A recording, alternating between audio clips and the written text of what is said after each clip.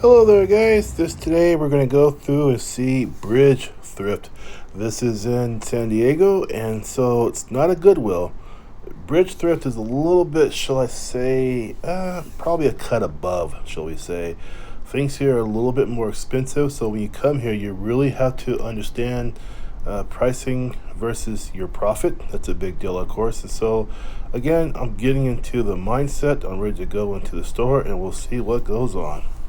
Now, Bridge Thrift has things kind of everywhere, so you got to just kind of know the store like I do. It's been a while, but so I'll look at the electronics here. Now, this one does okay for a resale value. The only problem is that I don't have the equipment anymore to know if this is good or not, if it works or not, because what I don't want to do is send somebody some equipment that does not work. People hate that. I hate that. So I looked at it for a little bit and then I'm going to pass on it.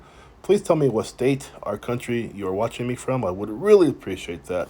So again, in Bridge stuff, they have some good stuff. If you like a little higher end value type Goodwill environment, this is a store for you. I don't like things like in the packages there like that because I don't know if it's working or not. And also, I don't have, again, the equipment to test. I used to have equipment to test a lot of electronics and stuff like that, but I don't have that anymore. So I say no and never, never, never buy microwaves. I just don't do it. Now, this is kind of cute. This thing kind of sticks out, so I had to check it out. It's a doggy, little baking for baking bones. They're little baking bones. And so, but see the price there, though? And then look at the app there for how much it costs to sell. There's not much of a margin for profit there at all. So I did pass on that.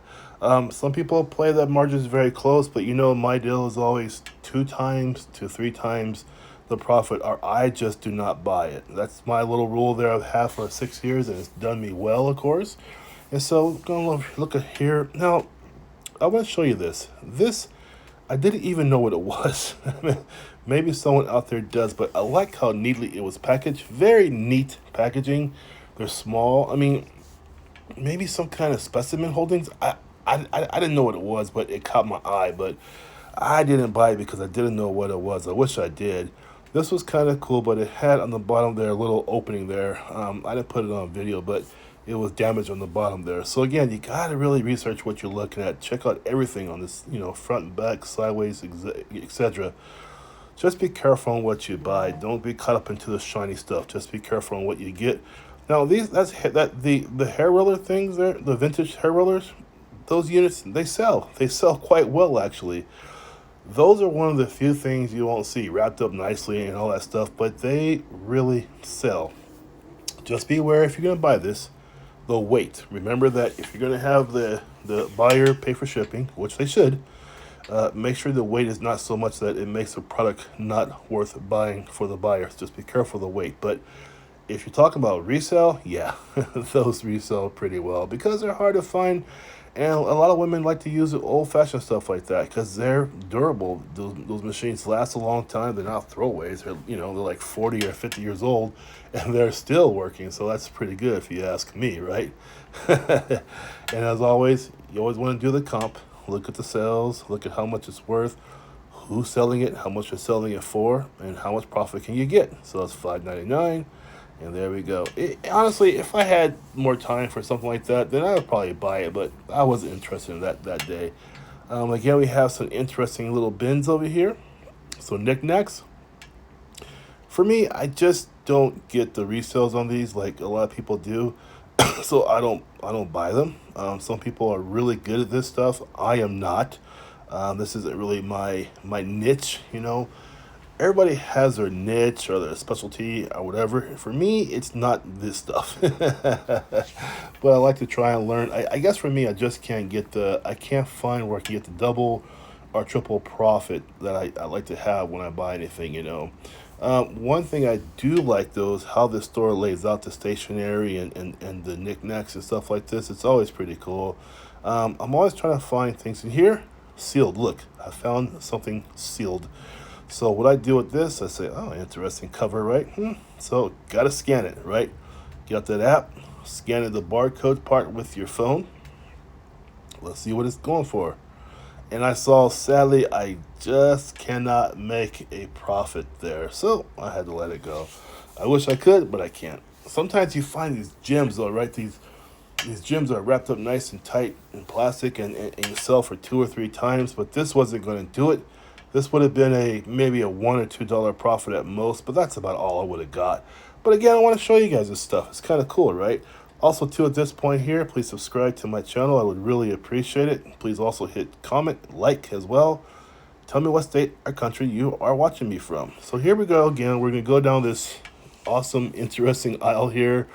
A lot of cups. Some people can really make money from cups because they know what year, they know what brand, they know things that I do not know. I just have never invested my time in these glasses and cups to figure out what's worth what. But there is some value there, my friends. There is some value there with people who really know what they're talking about.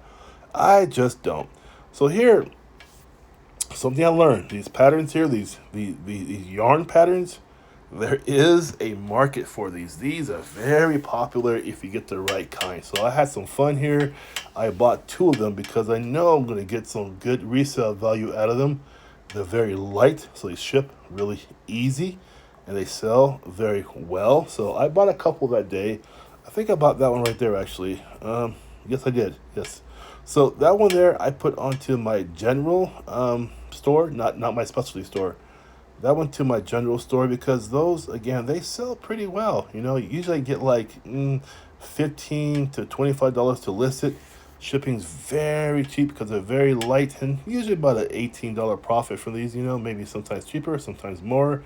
It depends on the pattern, but do not walk past those when you see them. Look at it, scan it, get a price on it, and think about selling it because those patterns sell well if you get the right kinds of patterns.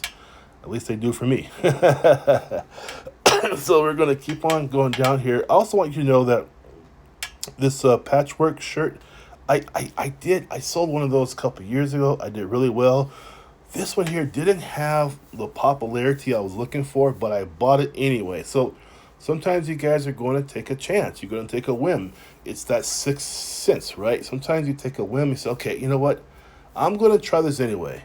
I might not see many sales here on this one product, but I'm going to try it anyway. And I do encourage you, especially if you have a new store, I encourage you sometimes, maybe one of it every 10 items, take that chance. Buy something small that's not going to break your bank and give it a chance and put it into your store and see what happens, right? If you don't take a chance, you're never going to know. You can't be 100% safe with your store. Sometimes take a chance. Another big thing, come springtime, I get into the bats and the gloves. I mean, I get into everything sports for reselling. So right now in November, no, I don't care about that stuff right now. I'm not even looking because I don't want to have to hold these things up forever. It just seems ridiculous. So again, here we go. We're going to look at some this is what I found here in the store. This was a Potter Harry Potter wand. I wasn't even sure when I first saw it, right? So I want to show you guys. This is a Harry Potter wand. Looks beautiful, right? Almost like in mint condition. Just a gorgeous looking thing, right? I mean, for a Harry Potter fan. So I bought this for sure because I had to scan it first. I think it's like $27 for the scan. It was just a really great deal there. I thought so, right? So here we go. See that profit margin you can make there? I said, okay, I'm going to give this a try because it just made sense, of course, to buy this wand. I knew it would be a good turnover, a good flip, of course. And there it is. Very nice return on that money there I'm going to spend. So the wand was $7.99. And here are the comps in there. You can see it's pretty good. And plus the one I had also had that vaunted map in it. So mine also has a map in it as well. There you go. Boom. I sold it for $27.99. Not bad, huh, guys? There we go. Okay. Thumbs up, Mitchell. Right on. And so I want to give you guys an overall view of the store. You kind of see what you're looking at. It's a lot of stuff here. So like I always say, you got to put in at least 2 hours because you're not just shopping for fun, for fun to take things home. You're shopping for half fun and half for your business, right? Because your shopping should be fun too. You just can't make it 1,000% business. You're Mr. or Mrs. Business person. No, this is a business, but it should be a little bit fun too. Okay, don't kill yourself on trying to find the perfect deal. You're gonna make a mistake sometimes. That's just how it is. You're gonna buy the wrong thing, It's going to sit on your shelf. I bought a product back in 2020, 3 years ago. It is still on my shelf to this day. Please subscribe. I would really appreciate it, you guys. Subscribe, comment, like. Thank you.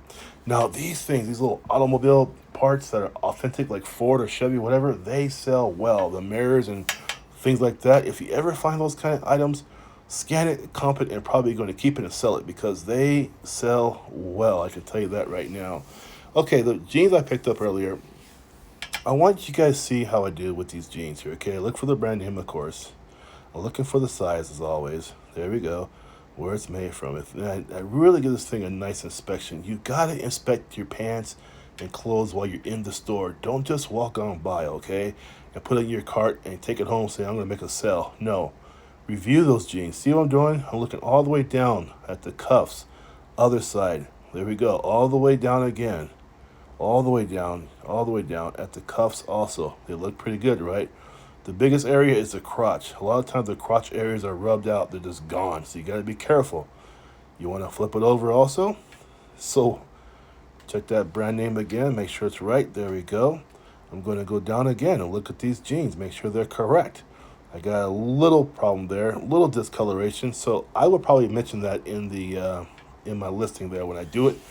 I kind of overlist on clothes because people get so worried about their clothes, you know. So I want to make sure they know what they're getting and what they're not getting. Again, the cuffs again, and there we go. I want you guys to see the comp here. So is it worth it? I did all this work for these pants. So now the question for you is it worth the buy? Interesting, right? I'm scanning. I'm thinking, well, if my rule is 2 to 3 times the profit margin, correct? And I'm going to look here. Am I going to make 2 to 3 times the profit margin? Not sure. You tell me. Let's look at it together. There we are. Okay, so I don't think I'm going to make that 2 to 3 times the profit margin, but they are nice jeans. Now, some people specialize in clothes. You see eBay, there's some really great eBay folks on here, and they might have bought these jeans. They might say, you know what, I'm making $4 or $5 profit. I'm taking those jeans, Mitchell. And that's fine. I just don't, because I'm not a big jean guy in the first place. I don't have the skill set there. So I just don't invest in those kind of products. But for people who do, a $5 or $6 profit for them is great because they might sell in quantity. You know, quantity sells is what Walmart does. You know, they sell by quantity, not by so much quality, but quantity. They sell a lot of what they have to make that 5 to 10% margin every year. That's what they do. Kids' clothes, no. These are also like, see, things that stick out like this. This is anything patriotic sells. And if you're a patriot, that's fantastic. Whatever you buy, though, if it's patriotic, remember, do not fall in love with your inventory. This is a store. It's not a political statement for you. It's just a store to buy stuff for your store. That's all it is, okay? So here we go again with more interesting clothes here. Oh, that was upside down. Sorry about that, guys. This one is too. There we go. Now I'm right. Here's some shoes. These shoes look pretty interesting to me, so I had to take a peek, but I said, not too bad. You know, again, I only buy certain kinds of shoes. I like to buy shoes from Europe because those ones tend to grab the eye. If you just say on your listing from Europe, that already grabs the eye. People can look at that, of course, but there's some great American shoes too, as we know. The brown pair, it kind of sticks out, right? Interesting. I said, okay, how much are these for? All right, this is it worth the scan? Maybe. So I said, okay, let's see what these things are worth on the scan. So I had them up there again, scanning. I said, don't think so. No, I don't think so. Sometimes you got to decide right there too, are you going to buy or not? Remember too, you're going to want to keep yourself within your budget. My budget is $50 when I go out there thrifting. When I do thrifting, anywhere I go, any day, it's $50. If I can't afford it, I just don't buy it. I come back some other day or whatever. But I'm very strict about my budget, and you should be the same way too. Don't just walk in there and say, I'm going to spend some money. No, this is a business. Yes, it's a part-time business for me, but it's still a business, okay? I want you guys to have the same type mentality. It's a business, my friends, okay? Here we go again, the store. I just want you to look at this thrift store. It's cleaner. It's clean, compared to some Goodwills, it's cleaner, right? But some Goodwills nowadays are very nice too. They have Goodwill boutique stores now. Books, okay, you guys. I like books from 1920 and before, right? Those books can usually get you back some really good money. What's a really good one too are old Bibles. Old Bibles really sell well. I mean, I sold a Bible from 1895. Wow, that one sold well. So just be on the lookout for old Bibles if you can. Also, two older but known authors, okay? This is really good for you.